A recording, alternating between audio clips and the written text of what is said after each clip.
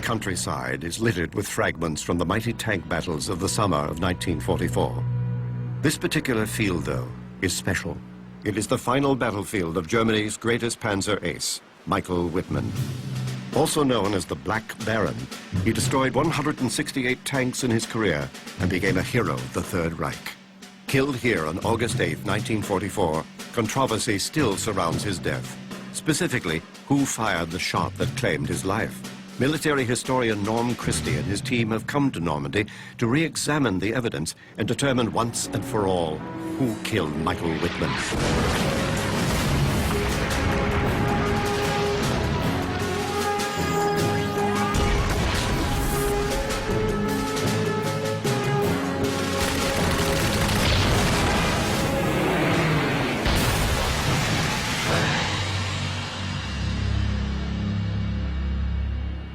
Sinto, Normandy, the site where Michael Wittmann's remains were found in 1983. Over the years, many have claimed they killed the Black Baron. The British believe they fired the fatal shot. Quite frankly, I'm quite pleased that I got rid of it. Others believe Typhoon aircraft hit his tank with rockets. It was found with the turret blown off. Only a Typhoon could have done that. While others think a Canadian tank hit him. I believe the Sherbrooks did knock out Michael Wittmann. To solve the mystery of who killed Michael Wittmann, Norm Christie and his team will survey the battlefield from every angle, compare the armor of both sides, and re-examine the reports of the tank crews who fought in Wittmann's final battle. The men of the Canadian Sherbrooks, the British Northamptonshire Yeomanry, and finally the German Panzer Corps, including Michael Wittmann himself, the center of the controversy. Michael Wittmann is born in 1914 and grows up a farm boy with ambition for greater things. At 19, Wittmann joins the military and quickly makes his way up through the ranks.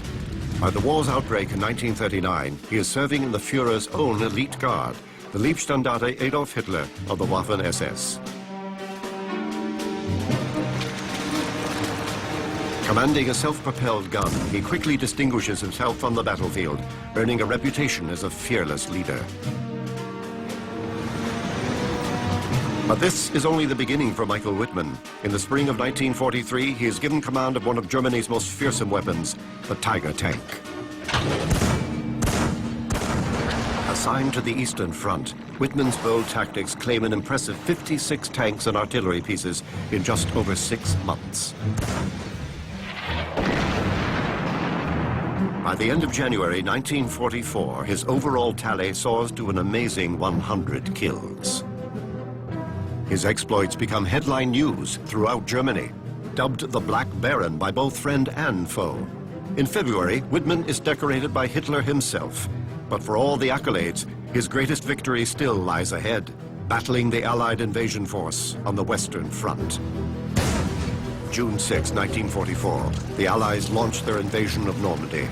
The German High Command quickly orders 4 divisions forward to reinforce the Normandy front, including the 2nd Company of the 101st SS Panzer Battalion, now commanded by Michael Wittmann. On June 13th, as a column of British armor rolls in to occupy the village of Villers-Bocage, the Black Baron pulls up just outside town. Military historian Norm Christie retraces Michael Wittmann's steps in Villers-Bocage that day. I'm with Daniel Taylor, who's an expert on the Battle of Villers-Bocage, and he's going to explain what happened on June 13th, 1944.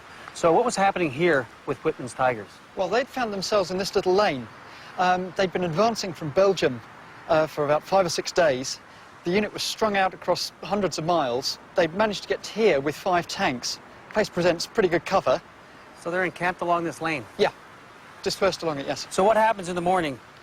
Well, in the morning, Wittmann's roused by the sound of tanks coming along the road. So they're literally, what, 200 yards away? About that. He'd have seen as the turrets went along that line. Right up on top of here? Up there, yes. Okay, so now Wittmann, what's his reaction to this? Well, he's got very few options left open to him. There's probably an argument about what he should have done, but what he decided to do was attack. Ich hatte keine Zeit, meine Kompanie aufzustellen. Ich musste schnell handeln. Ich fuhr los mit nur einem Panzer bis zur Säule und überraschte die Engländer genauso viel, wie sie mich überrascht haben. Wittmann's come barreling across the field. First shot, takes out a Firefly. He's hitting him from, what, 50 yards? If that, yes. Point blank range. So he's not going to miss.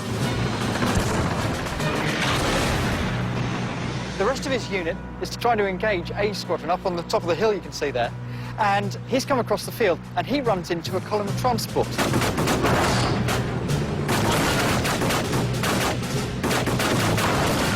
They all start bursting into flame. So now he's going to drive into town and he's leaving dead and burnt out vehicles behind him. So the guys in the village, do they know what's going to hit them? Absolutely not, no. It's going to be a big, rude surprise to them any second now. So Wittmann's come down, he's run into these 4 Cromwell tanks, which you think might have a bit of a chance against him. He managed to get a couple of shots off at the Tiger before he's taken out. They just bounce off. So they're bouncing off at, what, 50 yards? 50 yards, no distance at all. The following Cromwell has pulled behind this wall and pulled into the courtyard of that building. Right. That's commanded by Captain Dias. I suddenly saw this Tiger tank shooting down the main street. I got the driver to reverse our tank into a farmyard. And in the next moment, to my astonishment, with no gunner in our gunner seat, the Tiger went right in front of me. Unfortunately for the Cromwell, the gunner's just got out to have a pee. And so there's no way that he can fire. With the So he's missed a glorious chance. Glorious chance. The Tiger's passing side on right in front of him. No way of firing. The Tiger then passes on, turns into the high street. Not the target-rich environment.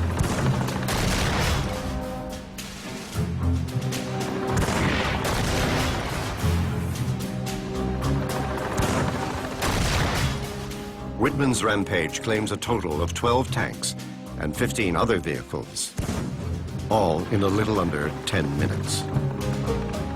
Deciding not to push his luck any further, he retreats back through the village.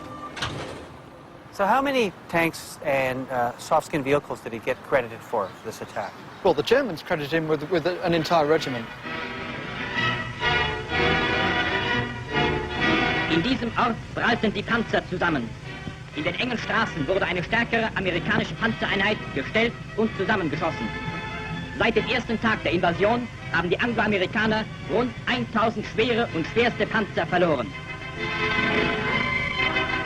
Wittmann's attack on the British is a huge gamble that pays off. With it, he single-handedly breaks the Allies' momentum and stalls their advance out of Normandy.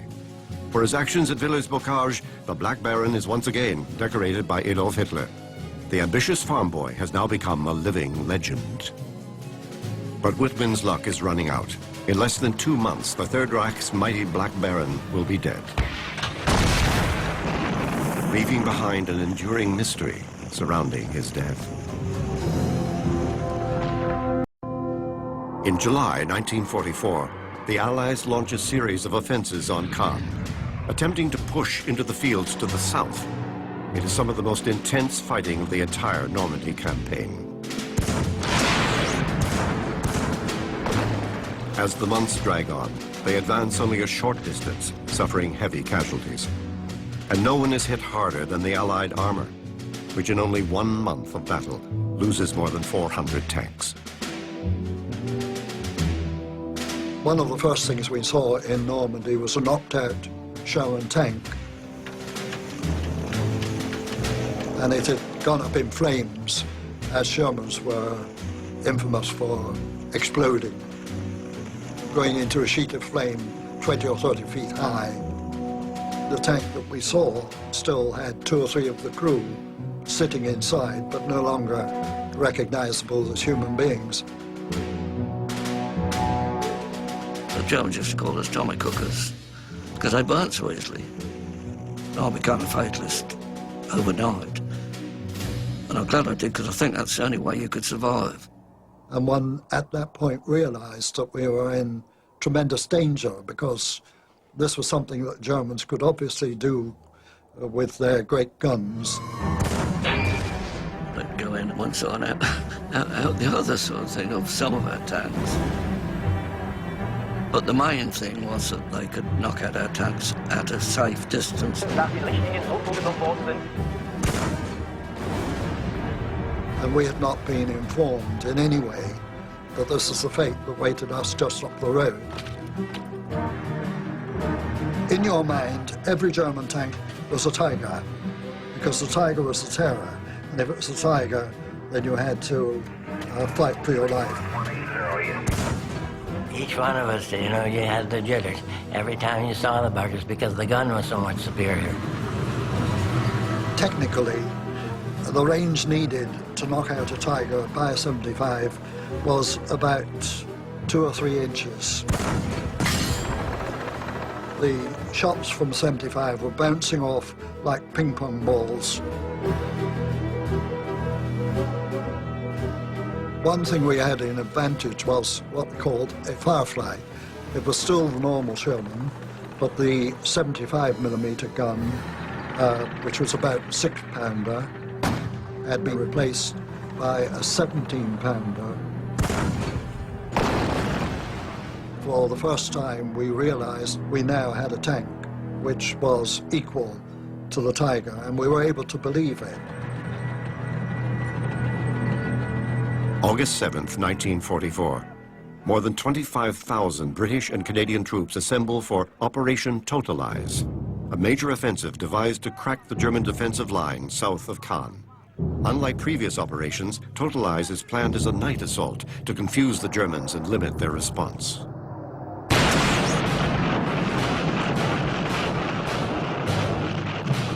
It begins at midnight, August 8th. The initial attack is a success, and in less than 4 hours, the Allies break through the German lines and begin advancing south.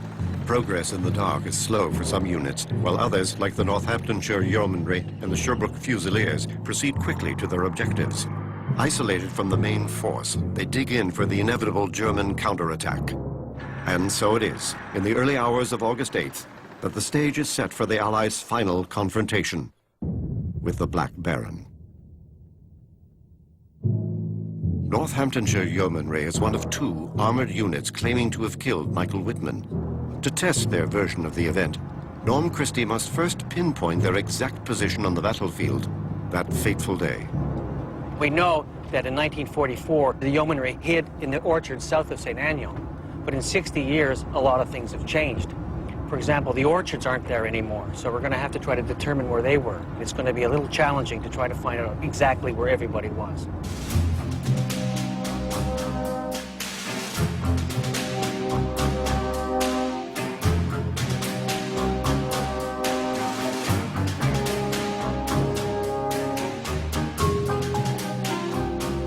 At 8 a.m. August 8th, the Yeomanry has reached its objective, Saint-Aignan, and is moving into the woods south of the village, where its units will take up defensive positions in case of a German counterattack.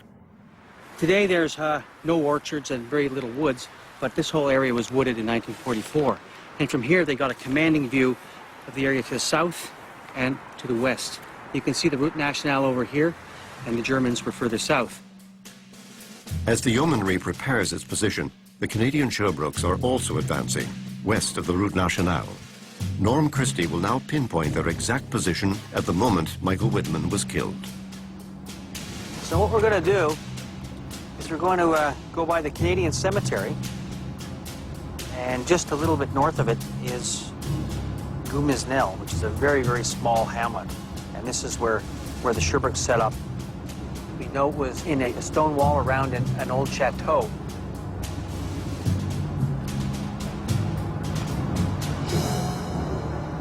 Here's, looks like our wall. So this is our first entrance into Gumisnil. So we'll go right into the middle of the hamlet, and we'll ask where this chateau was.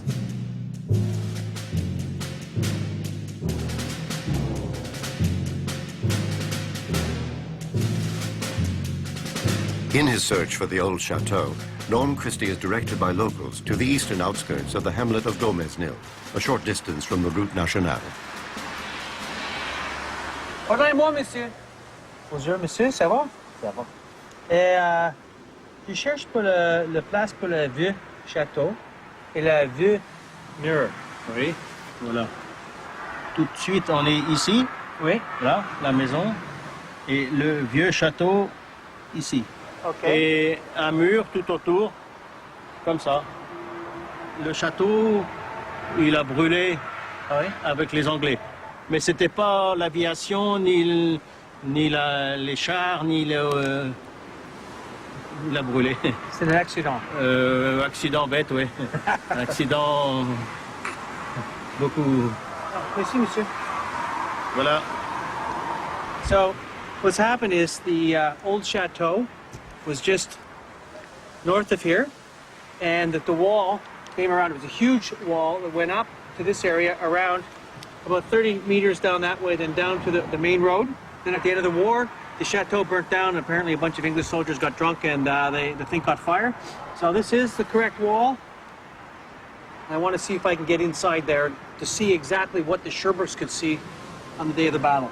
When I got through here.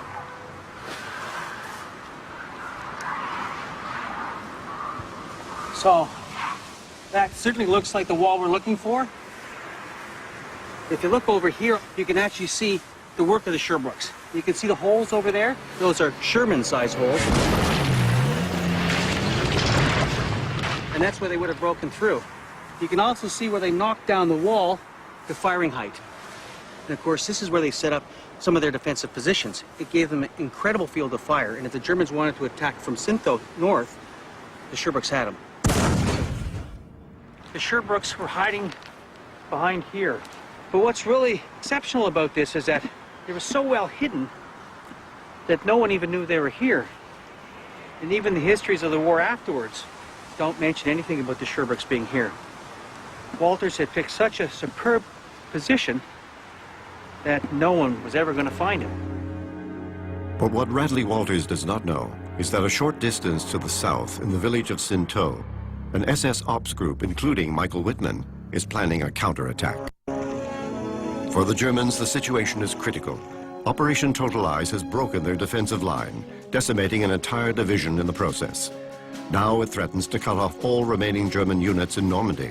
They have no choice but to strike back without delay to halt the Allied advance. Kurt Meyer, commanding the 12th SS Division, is ordered to launch a counterattack near the Route Nationale. Faced with overwhelming odds, Meyer calls upon the one man capable of turning the tide, the Black Baron.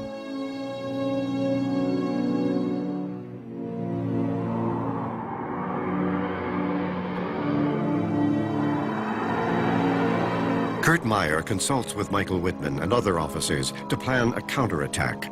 Their main concern is a group of Canadian tanks massing for an attack on a ridge to the north.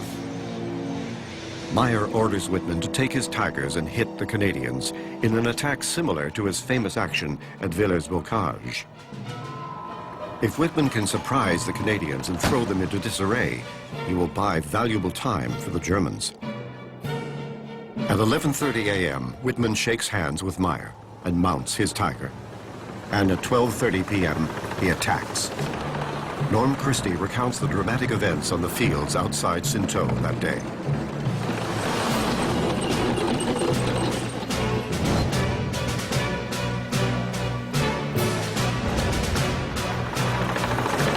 The plan called for 5 tanks to come across this field and 2 to go on the other side of the Route Nationale. Their objective was to get over the hill and hit the Canadian tanks that were massing there for the second phase of Operation Total Eyes.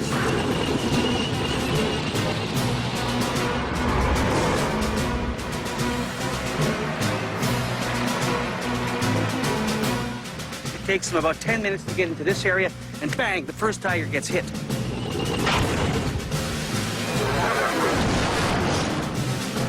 In the meantime, Wittmann is over by the Route Nationale. He must have seen this because his radio communication goes, Achtung! Achtung! Wag von rechts! Wag von rechts! The second tank goes up. It's brewed completely up in the air. And the third tank is disabled because they've hit the wheels of the track and it's trying to get out. And it's retreating. In fact, it goes backwards across this field and bang, it goes up. So in a few minutes, the field is all burning wreckage. the men are climbing out of the turrets. They're bringing their wounded. They're trying to get out of here before they're shot down. And as they go by, they see Tiger number 007, and it's not moving, and its turret is askew to the east. In the aftermath, no one is sure exactly what became of the Black Baron. He is simply declared missing in action. At the time, the only clues to his fate are a few scattered reports from surviving German tankers. When I looked out to the left, I saw that Michael's tank wasn't moving. The turret was displaced to the right and tilted down to the front somewhat. When I got to within about 250 to 300 meters, as a flame suddenly shoot from the tank, and the turret fly off and fall to the ground. These accounts would remain unsubstantiated for decades, until a photo of the battlefield taken by a French farmer in 1945 confirmed at least some of the details surrounding the destruction of Tiger 007. Since then, more and more evidence has been surfacing in the field near Gomez-Nil.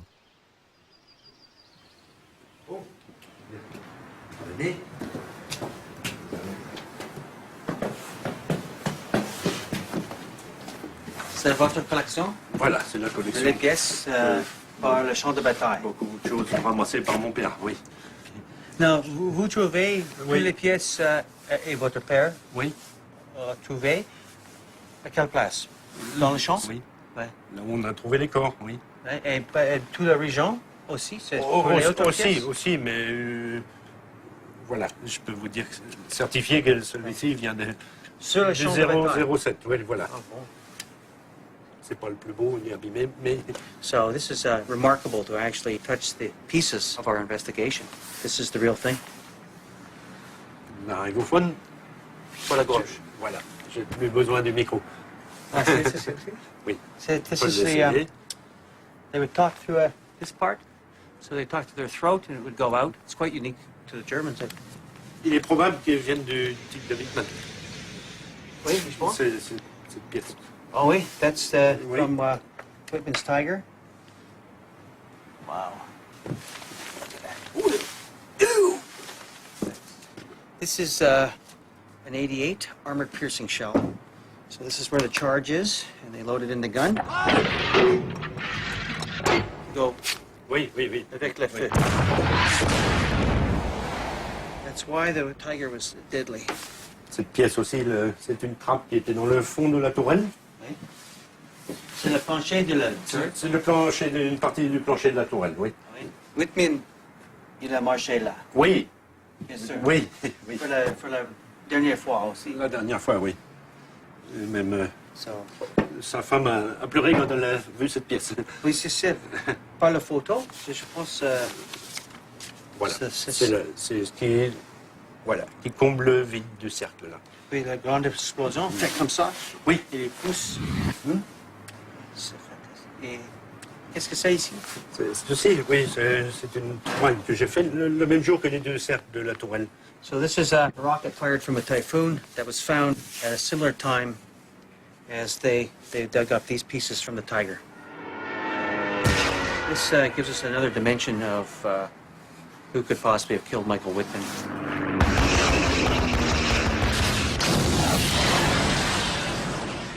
These relics from Tiger 007 provide the first pieces of tangible evidence, linking battlefield accounts with a photo of Wittmann's wrecked tank in the field near Gomez-Nil.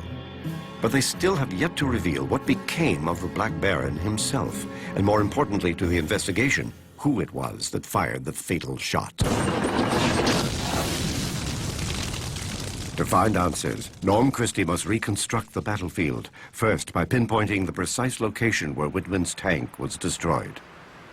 So we're on the battlefield of August 8, 1944, right beside the Route Nationale. Michel, qu'est-ce que vous trouvez en 83 ici? Nous, beaucoup plus, ici 60-70 mètres. Environ 60 mètres peut-être. Nous sommes vraiment certainement sur l'endroit où les 5 hommes étaient. Avec l'insigne de SS ou... Oui, oui, sur le Wittmann, oui, il y avait la veste encore, Okay. en cuir. So what Michel has told us is that they found a few remains just below the surface here. First some on top, a few fragments of bones, And then they called the German war graves in, and they started to dig, and they dug down and found more remains. They found Panzer tanker uniforms, identity discs, a pistol that belonged to Michael Wittmann found here. So they came to the conclusion that the remains found here were the collective remains of Tiger 007, which was Wittmann's tank for the attack on August 8th. So now we know, out of the 4 Tigers that were destroyed on this field, that the one here belonged to Michael Wittmann. But the question remains as to who fired the fatal shot. Having established the positions of the Allied units, Norm will attempt to resolve whether it was the Yeomanry or the Sherbrooks that killed the Black Baron. Here we have the positions of the Sherbrooks. We know that they were located just behind the chateau. And of course, we know that the Yeomanry were over there at St. Etienne. So we have that position and this position, which was the pinchers that caught the Tiger attack. So now, using some aerial photographs taken in 1944, we can actually piece together the history of what happened to Michael Wittmann.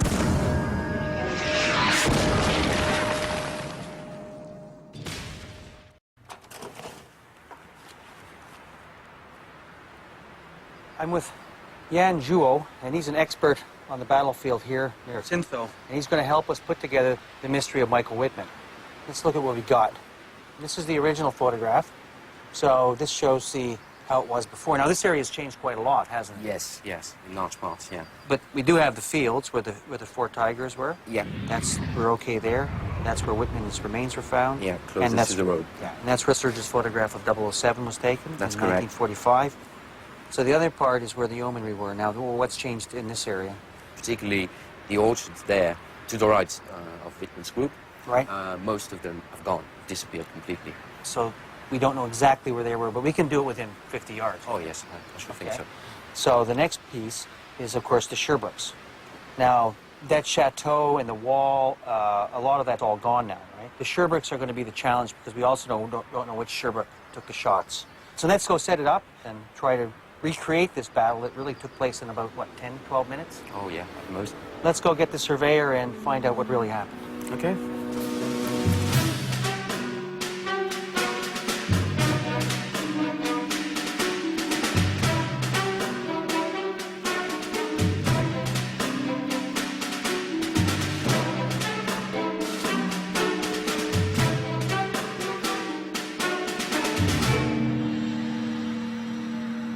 So this is the position where 007 was knocked out. This was Wittmann's tank, and this is where we're going to start our investigation. So we're going to analyze the field from really the line of sight, yes, from the various positions to see what they could actually see. And then we're going to use surveying and GPS to do the rest, to get our distances.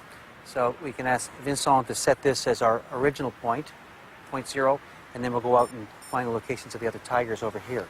So we'll head out, let's do the one that was due east first. Right.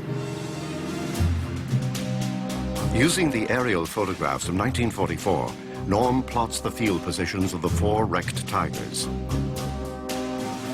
The Yeomanry claims that their gunner, Joe Ekins, took out Wittmann, along with 2 others.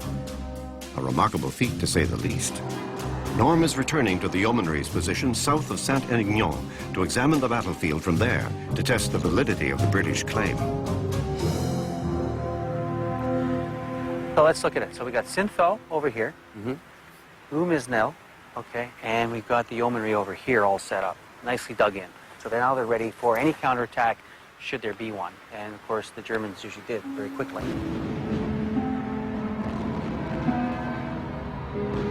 We were, by midday, aware that the Germans had got to come.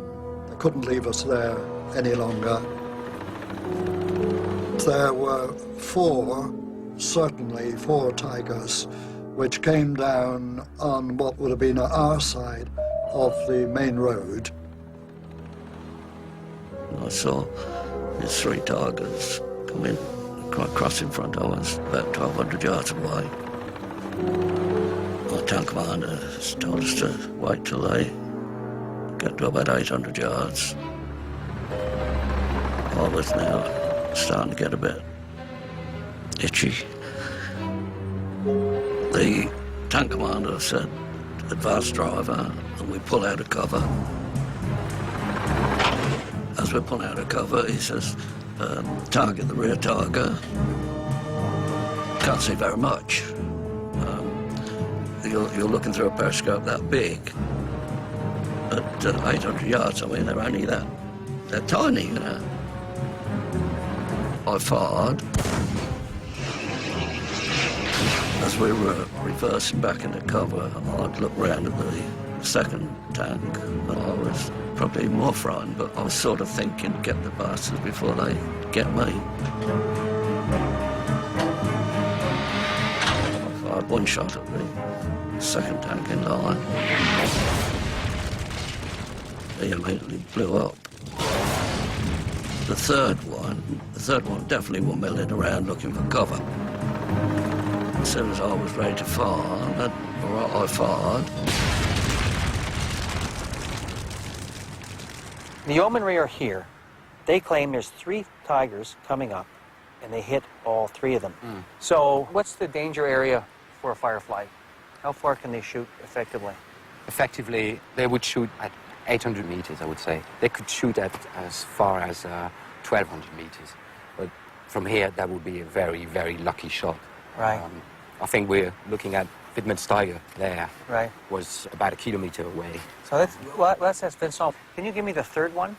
767 meters. And the second one we did? 754 meters. Okay, 754. So that's this one. That's that one there. 754. How far to tank 1? 775. 775. So that's within 800. That's a good right, distance yes. for a Firefly. Now, how far is the Wittmann one?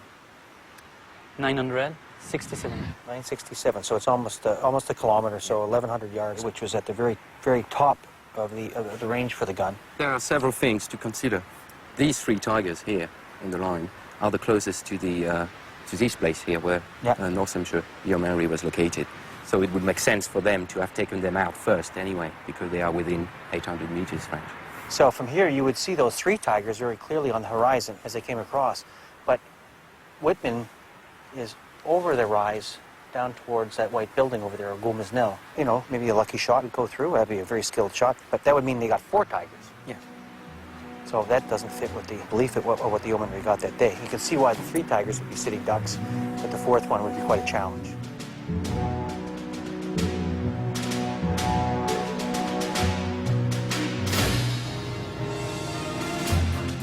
Norm Christie's now traveling to Gomez Nil to locate the position of the Canadian tanks and survey the battlefield from their perspective to determine whether they could have fired the kill shot. So, these are the grounds of the old chateau, right? Yes. Now, the wall that surrounded it, most of the northern part is gone, but the southern part is still there. We found that the other day. So we know that the Sherbrooks came into this area. Now, your aerial photograph shows that they made holes in some of the walls that were on the Route Nationale, which of course is right here. There's about 2 big holes we can see in this wall.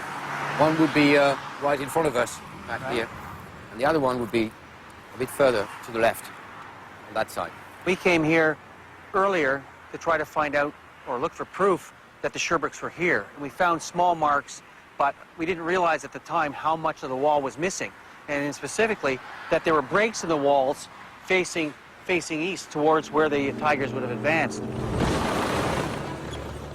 There was a couple right on the road, and it was from that general area that the first German tanks came out from Cinto.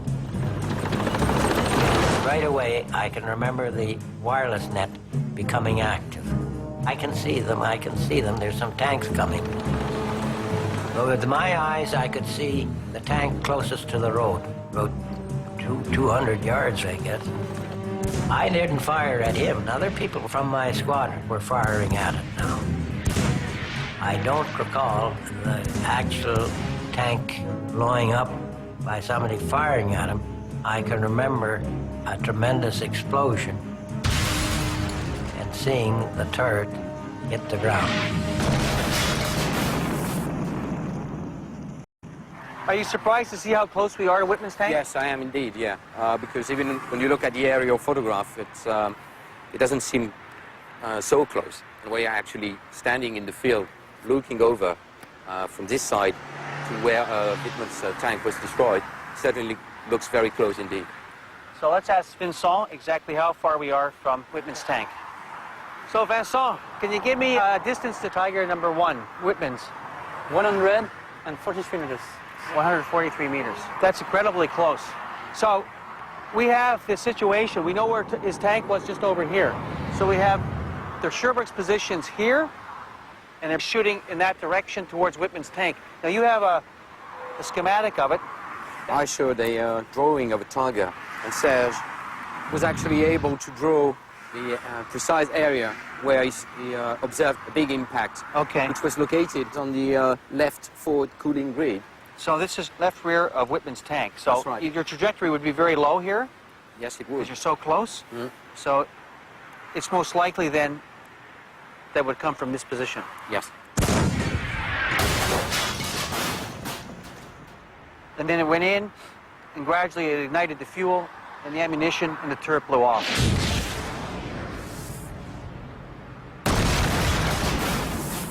That's amazing. I'm surprised we're this close. I thought we'd be around 500 meters, and now we're 150. So really, it almost has to be the Canadians. Can you think of any alternative? Well, Monsieur Varin, who took the photograph that we see here, he's actually suggested that it could have been a Typhoon rocket, because he photographed an unexploded Typhoon rocket that was lying nearby the tank. The reason I would doubt it is a Typhoon rocket is that A, they were ripple fire and weren't very accurate. It would be very difficult to hit a tank. The second thing is that the Typhoon rocket has several pounds worth of explosive, and if the rocket hit the Tiger, the rear of the Tiger would be blown apart. Right. So you wouldn't be able to see the hull in one piece. So there's no evidence of really burning in this? No, no. There's just no proof that it happened? It's unlikely. So we're left with really one thing here. The Canadian. Sherbrooke's had to do it. Yes. Having examined the battlefield from the German, British, and Canadian positions, it's now possible for the first time to reconstruct the Battle of Sinto and accurately recreate the attack that killed German Panzer ace Michael Wittmann.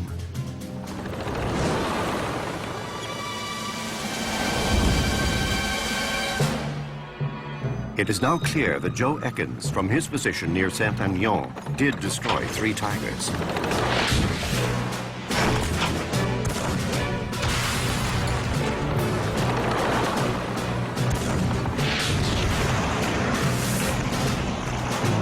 But it is difficult to believe Ekins could have fired the shot that killed Wittmann, especially in the face of strong evidence that indicates that the fatal shot came from the direction of the Canadian tanks at Gomesnil, a position only 143 meters from the Black Baron's Tiger.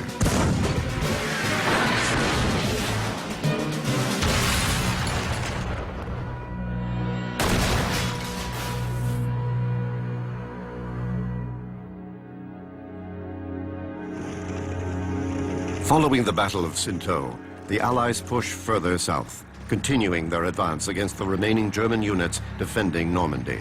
In just 80 days, they completely encircled the retreating German army.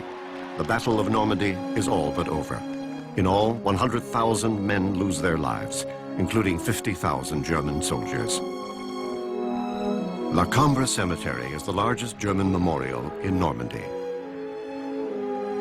It contains 21,000 graves, including 2 Tiger commanders killed in action August 8, 1944. Military historian Norm Christie visits their graves. This is Willie Irion. He was the commander of one of the Tigers knocked out going across the field. And you can see it's a collective grave with some of his crew members here. These are always just partial remains because of the fire inside the tank, as they say, brewed up, and there'd be very little after the battle to even bury. One tanker told me the story of burying his crew, and they buried them in a mess tin. Over 60 years after his death, Wittmann's legend lives on. His grave stands out among the others, always adorned with fresh flowers. We should not forget what Wittmann fought for. Sometimes we have a tendency to romanticize these people when they're really fighting for Adolf Hitler. This is Wittmann's collective grave here, and this is where his partial remains were put in 1983. They had a large ceremony, and Wittmann's widow came to it, and they honored him, and they continue to honor him. Michael Wittmann lived his life on the edge. He became famous because of his willingness to take risks, to take advantage of opportunities. But for him to make that charge towards the Canadians on Hill 112 was suicide. I have a feeling that Wittmann had been in the war so long that when it got to that point, they were realizing that the war was lost. And whether his last thoughts as he went down the road were simply, Valhalla, here I come. The Sherbrouks did knock out Michael Wittmann. And you didn't make very much of it, and none of us knew who the hell this guy was. He accepted the doctrines of Hitler enough to get in his tank and invade other people's countries, left country after country. Anybody who goes into another person's country to kill is a criminal. I'm afraid he might have been a hero to the Germans, but not to me.